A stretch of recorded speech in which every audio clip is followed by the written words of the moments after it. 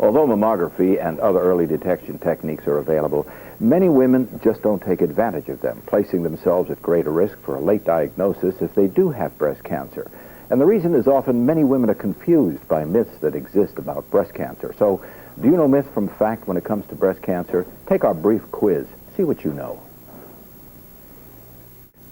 About 10 to 15% of breast cancers are completely invisible on routine mammogram. That is why we stress that breast examination, in addition to mammography, is considered adequate screening.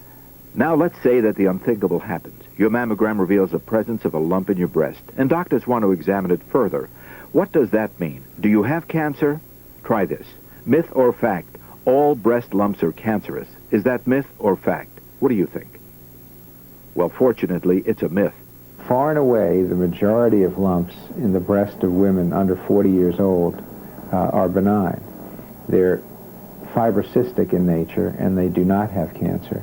Many women are fearful of mammograms because they can reveal the presence of a lump or something suspicious that needs to be examined more closely. They're afraid of the invasive surgical procedures needed to make a definitive diagnosis.